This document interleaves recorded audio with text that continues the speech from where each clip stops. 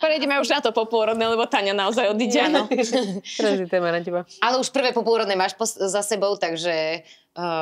Ja som išla s tým na tento podcast, že asi ma nebudú mať ženy radi, pretože aj predporodné, aj poporodné, všetko ja som mala také, že... Na pohodu. Teraz mám prvý porod pre mňa, lebo ja si nepovedám nič, lebo všetko bolo také... Easy. Hej, smooth. hej. Ale to aj ja som mala tiež, akože ja som si povedala, že tiež, akože, ja keď počúvam tie príbehy rôzne sú, čiže preto ich chceme edukovať, že môže sa stať, ale najlepšie je proste sa na to teda pripraviť. Ne? Ja som si spomenula na tvoje tehotenstvo, keď si v 5. mesiaci na dovolenke hrala volejbal. My všetky sme sa báli, preboha, dám nám tu neporodiť, tak to sa tu naťahuje a ona pohode. Akože ja si myslím, že keď to žena tak cíti, tak je to v pohode. Ja som mala často tvrdnutie brucha napríklad, takže ja som až tak tomu športu nedala a tak som aj vyzerala, ale presne ako to akože pri tom prvom si tomu športu nedala? Či pri druhom som až tak. Ale podľa mňa to žena cíti, že či chce sa hýbať viacej. Možno, že je to aj o to, či to je chlapec, dievča, možno, že aj o to. Podľa mňa je to jedno, ja som mala aj a akože tiež som mala aj tvrdnutie brucha, nebolo to úplne easy, ale k tomu pohybu som chcela povedať, že aj prechádzka je pohyb. Áno, rýchla chôdza. Prechádzka je veľmi dôležitý pohyb, tá rýchla chôdza, tá pánva sa tam hýbe tak, ako potrebujeme. Takže každá tehotná chodiť, hej. Kráčať. A keď aj tvrdne to brúško, tak si sadnem na chvíľku, počkám, kým to prejde, treba potom idem zase. Hej, že zase nemusí to byť až taký strašiak. Mne tvrdlo brucho aj pri jednom, aj pri druhom, ale prechádzky boli. No. Jo, a myslím si, že aj to pomohlo potom, že tie porody boli proste na pohodu. Ešte ma napadla jedna vec, lebo veľa žien napríklad opuchne. Že či ste mali s tým skúsenosť, to ešte tak napadlo, že či vám puchli nohy, ruky, alebo takto. Táňa nemá skúsenosť. Hej. Ja som spuchla podľa mňa 3. deň tehotenstva, ale nohy nie a ruky akože celkom. Hej, že by si neobula šlapky alebo niečo také. Nie, ale hovorí sa, že už keď puchne, že to nie je dobré, nie? Že, my sme aj puchli. Akože ja som na konci puchla teda statočne. Ja som mala peťové šlapky v nemocnici, lebo som mala takú nohu, jak medveď. Tie opuchy sa sledujú, lebo tam proste môžu byť také komplikácie, tak nebudeme to rozoberať. Viem, že to sa ma stále pýtala tá moja asistentka pôrodná, že či nepuchnem, že nie je to dobré a že treba nie, že ísť na vyvolávačku samozrejme, ale nejak sa snažiť už, aby ten pôrod prišiel. A tak tam jedna vec je opuchy a potom ešte nejaké zase krvné testy, či čo ten lekár vás sleduje, tak že tam... A tým som chcela povedať, že zase to cvičenie vlastne veľmi pomôže. Možno preto, že som s tebou cvičila, som nepuchla, vieš. Ale aj po pôrode, vieš, už prelíname sa na to popôrodné. Áno, na to popôrodné. Takže aj po tom pôrode prakticky tiež vieš robiť nejakú cievnu gymnastiku, lebo ten opuch tam väčšinou je po tom pôrode. Na nohách? Na nohách. Môže byť, ale nemusím. Pri druhom som nemala vôbec. No, ja som bola taký nadsko pri jedných aj pri druhých. Takže aj tam tá cievna gymnastika treba vie urobiť svoje. A Maťky, ty si mala aké nejaké popôrodné stavy, tak, hej, že či si bola v pohode, či ťa niečo bolo? Prvýkrát, ja si myslím, že som bola akože reálne dosť mimo. Pre mňa to bola trauma. Ja som, a to už častokrát som to rozprávala, ale fakt som si myslela, že ja ten pôrod neprežijem. A potom, keď sa rozprávam so ženami, veľa žien si to myslí, že sa dostaneš do takého stavu, že vlastne si presvedčená, že to nie je štandardný proces, ako to prebieha, že tá bolesť nie je znesiteľná so životom. Takže akože ja som bola potom mimo. Ja si to ani nepamätám. Viem, že mama za mnou bola a sa rozplakala, ale nie úplne od šťastia, ale videla na mne, že akože niečo nie je úplne v poriadku. A našťastie to nebola nejaká popôrodná depresia, ale naozaj taký akože šok po traume, ktorý prešiel tým, že ona sa mala pri sebe, lebo som bola v tej izbe, kde bol a kde za mnou chodil aj Tommy, takže to prešlo, ale bolo to také, že som sa cítila veľmi zvláštne a úplne inak ako teraz, lebo teraz som bola viac menej v pohode úplne. Mala som samozrejme nejaké mierne bolesti, ale ani nie zranenia, ani nebolo treba nič šiť, ani mala som tam nejaké krvácanie v bruchu, ale to bol skôr už problém medicínsky, ale necítila som sa ani zle a stále som myslela na to, čo vy hovoríte, že treba hneď začať. Asi som úplne by som klamala, že hneď niekoľko hodín po porode začala som cvičiť, ale snažila som sa čo najskôr to vlastne robiť, čo v tom programe hovoríme.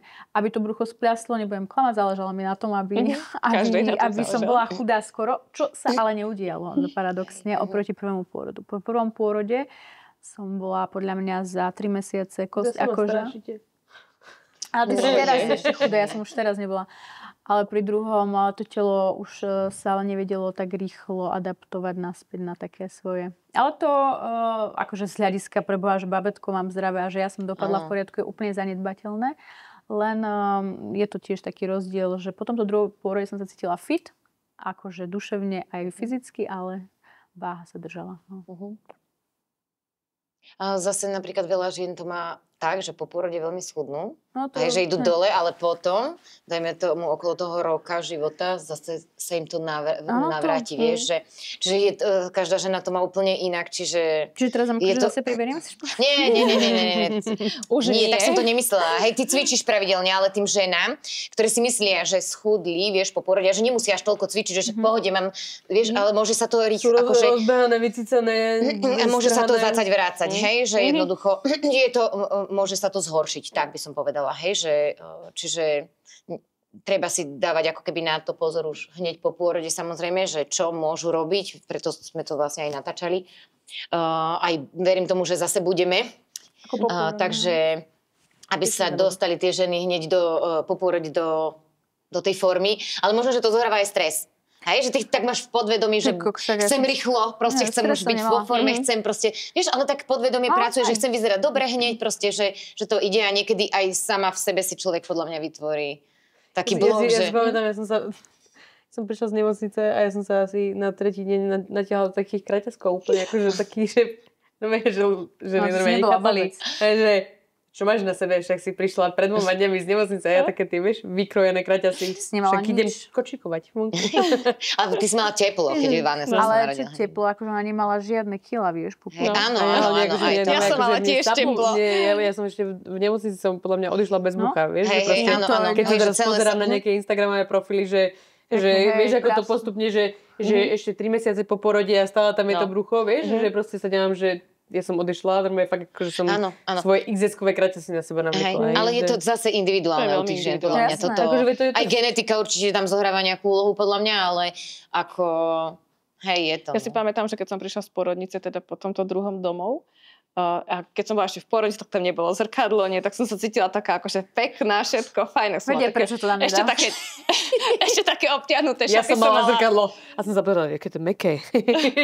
Zrazu to brúško. Ešte také obtiahnuté šaty som mala, než to, keď som tam vyšla s tým bruchom, tak som si to však dala v pohode a teraz som prišla k rodičom a som sa pozrela do toho zrkadla a normálne som sa rozplakala. Ja som sa prísť Bohu rozplakala a vravím Mišovi, ja nikde nepodiem, ako vyterám hrozne, že fakt, ako ja som pribrala veľa pri obidvoch deťoch. A určite som to 23 kg som pribrala ja. A povedala, že nie je až tak veľa, keď už 10 dní. No je to dosť, akože hovorí sa, že do tých 16 kg je teda strop, ale akože ja som naozaj... 16 kg je strop?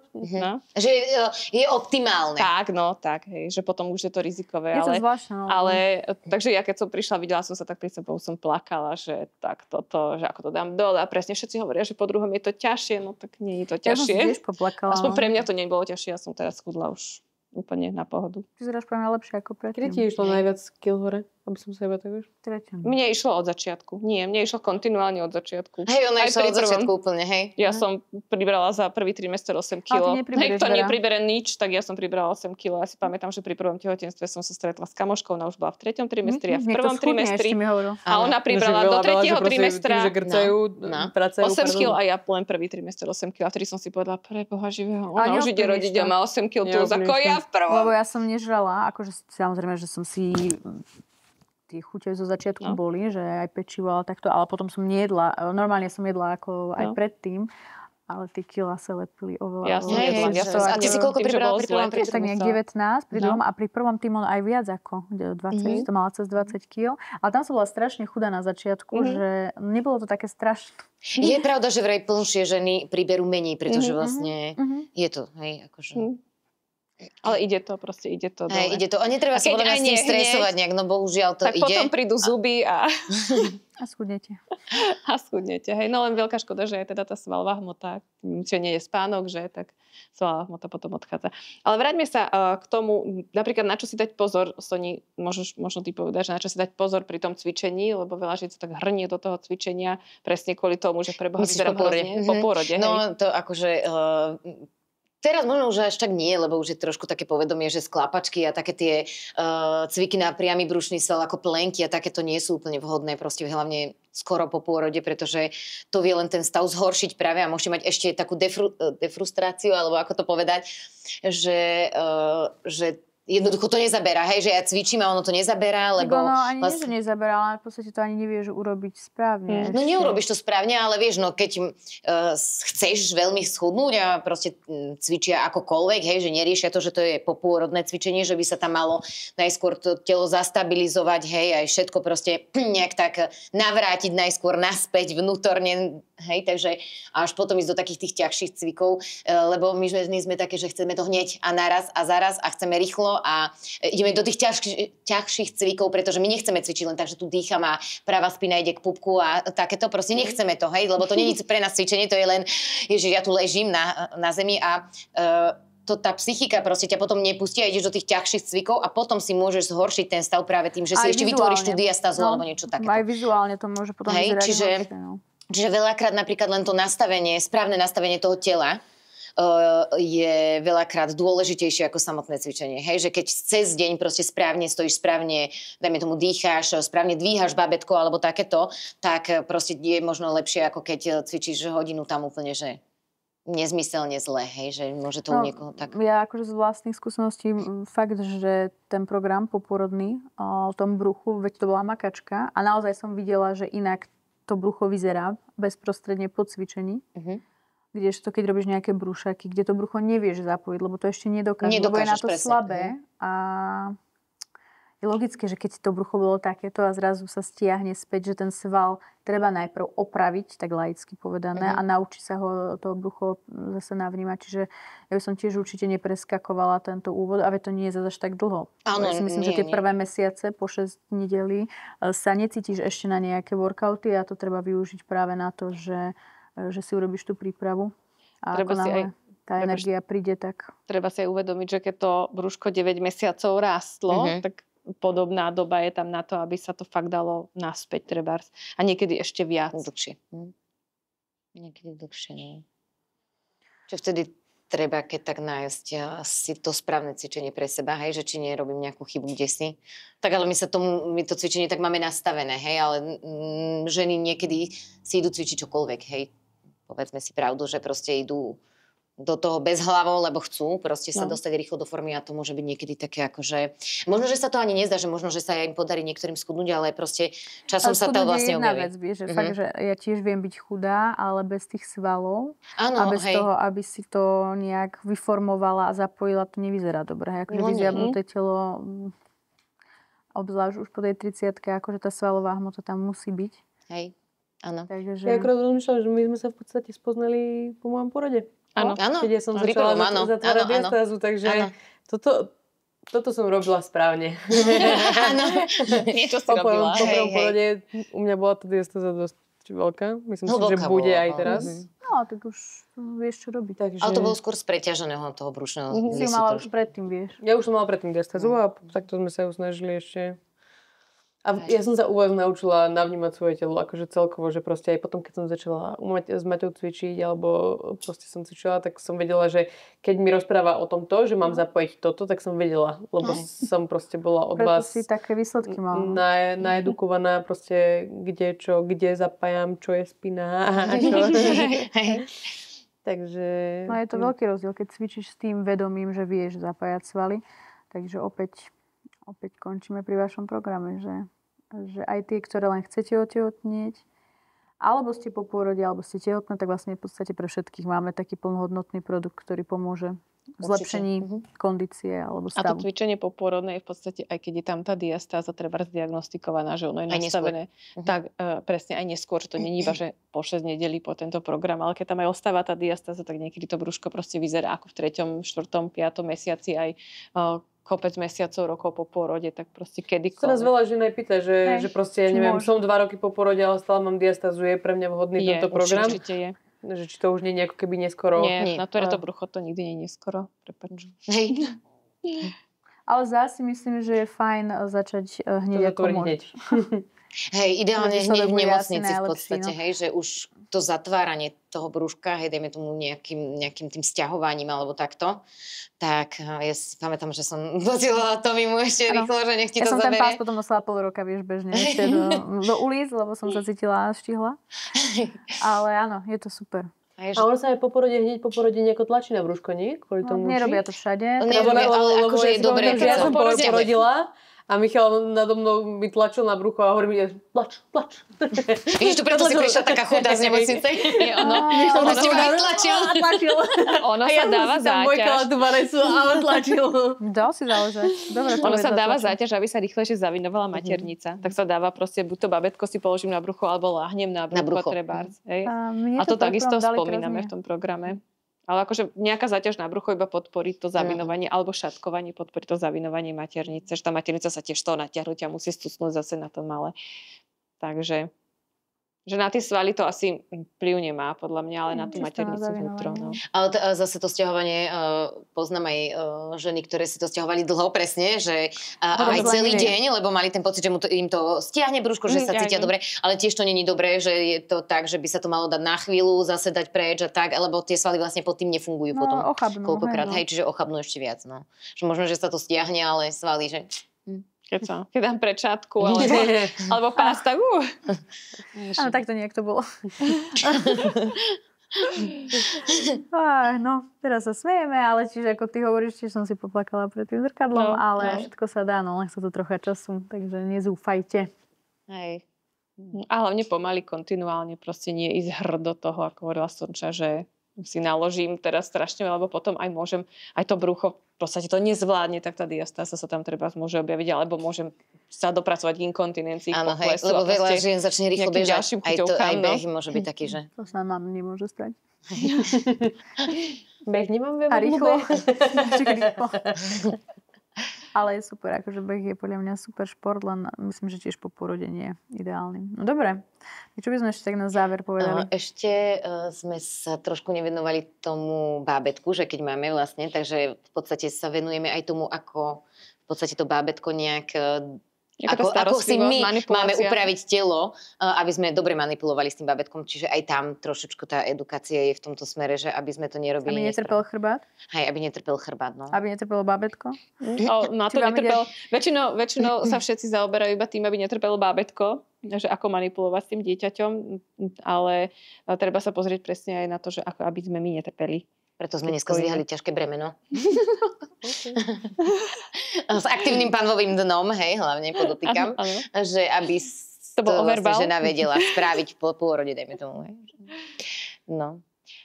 Takže starať sa proste aj o to svoje telo, nezabudnúť na seba, ale nie iba na to bábätko, ale presne, že tá manipulácia urobí to tak, aby aj ja som mala do pohode telo, aby som potom nechodila, že mám seknuté hento, seknuté toto. To sa robíš to. Nie. Nikomu. Dobre. A ja by som ešte dala, že skúste dať nejaký taký váš nejaký tip, že čo by ste odporúčili, dajme tomu aj žene, ktorá chce otehotneť, aj náš tá, program. Čo iné by si čakala? Preštudovať si náš program od začiatku až do konca. No ja sa stále akože k tomu pôrodu opakujem a vraciam, že fakt si naštudovať, čo ťa čaká, lebo pripraveným šťastie praje. Akože jednoznačne to je veľký rozdiel, keď si tie cviky, ktoré pomáhajú uvoľniť pánové dno. A veľa žien ešte tomu pánovému dnu majú preposilované, nevedia o tom. Crossfit, silové tréningy, ja som zastanca silového tréningu, aby to teraz nevyzeralo, ale fakt v čase toho tehotenstva je ideálne často uvoľniť, lebo logicky, keď máš porodiť dieťa, tak tá uvoľnenosť pomôže. A to by som asi poradila najmä ženám, že nájsť si v tehotenstve aspoň čas na to, na seba. Na cool down, že fakt skúdiť. Lebo ja som tiež človek, ktorý aj si naloží rada 3 tréningy, aj taký tréning, aj toto, aj s deťmi zvon, aj na turistiku, že v tom tehotenstve by to malo byť tak, že trošku zrelaxovať, lebo potom ja relaxujem. No, ale to je super. Toto tehotenstvo relaxujem. No, ale to je správne. Keď si bola tehotná, tak som si hovorila, ja cvičiť. No. Že ja teraz čo si nezrobila?